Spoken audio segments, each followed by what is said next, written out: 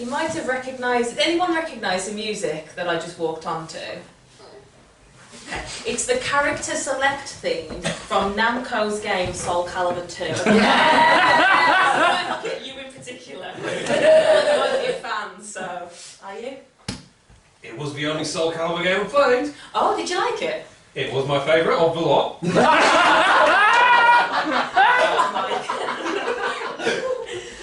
I just loved that game. Like, I had the GameCube version which had a link on it, and I'm a massive Zelda fan. Yeah, we'll talk later. It was amazing, and I've always wanted to walk on stage to the character select theme because it's so epic.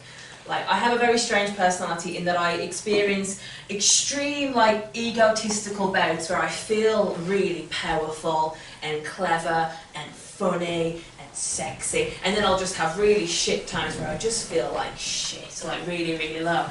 And during my, like, really egotistical times, I'll have these really, like, sordid, morbid fantasies that I'm a really famous celebrity, very talented, very, very well known, very groundbreaking in the industry, and I've just unfortunately died.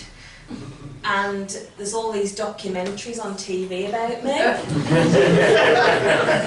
and all these interviews with people that I knew, famous and not famous, and everyone's saying how brilliant I am.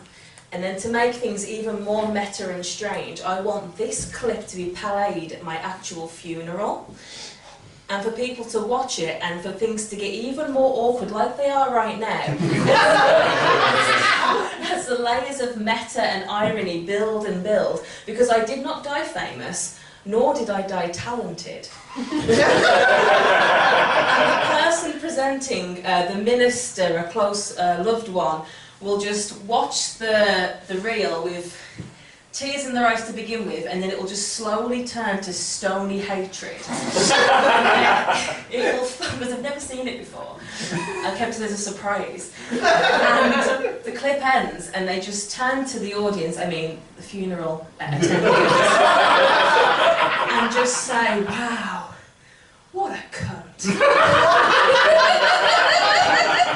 These really sordid fantasies. Anyway, my normal introduction is that I tell you some gay jokes. Do you want to hear some gay jokes? Yay! Marvellous. Okay. What operation do lesbians need to have in order to have sex? Any takers? Not in that one. The answer to the joke is it's a strap-a-dick-to-me. Okay, a bit problematic, but my dad did tell me that joke. The day I came out to him. Cheers, Robert. Yeah, thank you. Right, next joke. What did the impatient lesbian say to her girlfriend while they were scissoring? Chop chop. No! It's my favourite. And that joke, much like the act of scissoring itself, does not always work. I can tell you some more gay jokes. I can tell you the joke about the LGBTQIA meeting that had plenty of items on the agenda. Oh, I love myself. Or I could tell you the joke about He-Man's non-binary adversary, then person.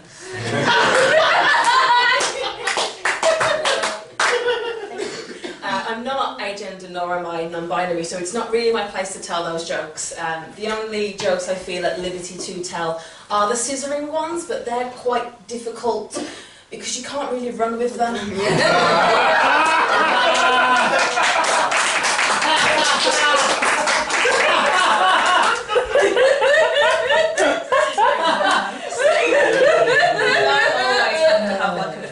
Vulva. Sometimes you can just get it done with a joke about scissoring.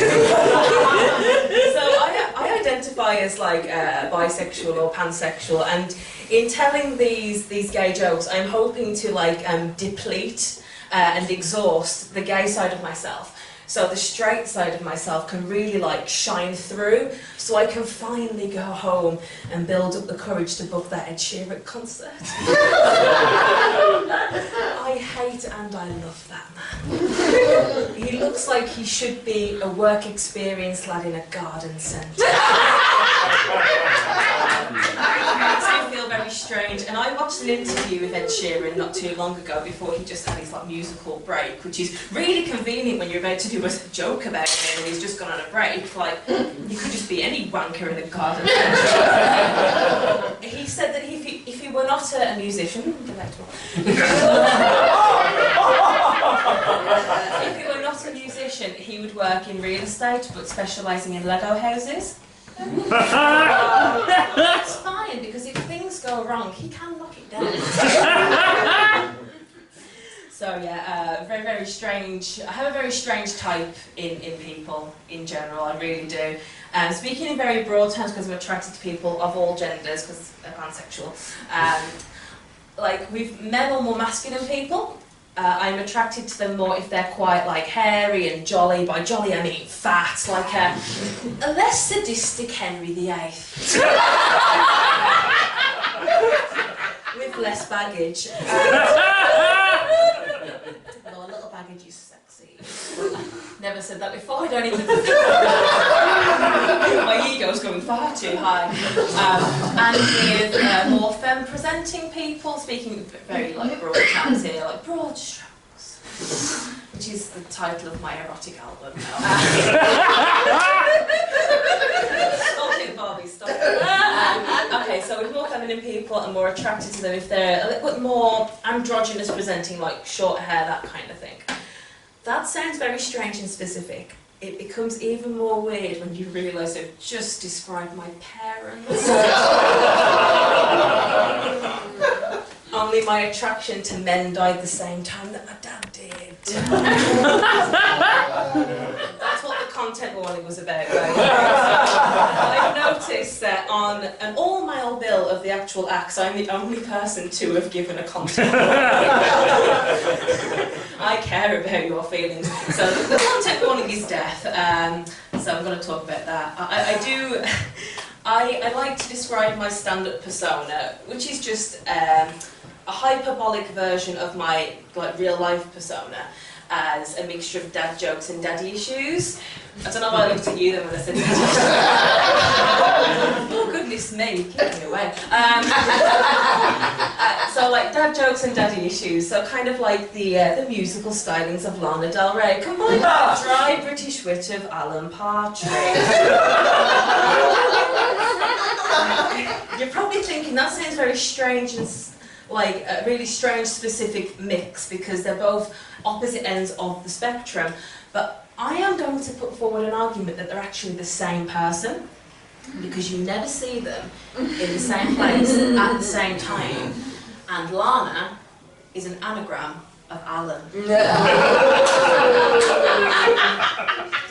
It's also an anagram of anal, which back to my dad. Because he had an anus, I imagine. I never saw it, but I think he did. We're going to really strange places today. Slow down. This is being filmed, and I am going to show my mum this. I'm not going to look at you, but knowing look and be like, yes, your father did have an anus. I saw it many times. It was majestic. Wow, okay. So my dad passed away nearly 3 years ago, okay?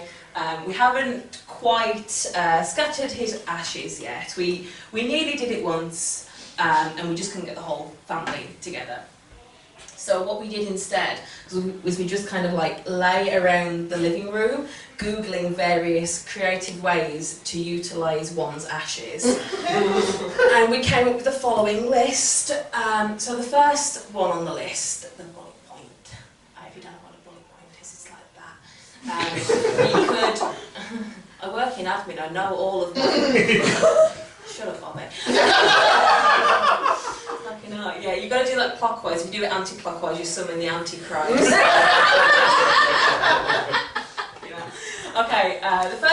do with my dad's ashes is we could store the urn in a bag for life. Okay. Irony aside, it's actually a touching tribute because my dad did a lot of shopping. We could even label it with the humorous pun bag for the afterlife.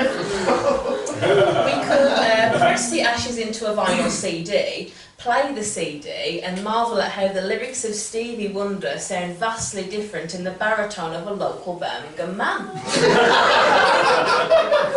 could use it as skin exfoliant, silly sand, or we could like submit it as a flavour choice in Walker's annual contest.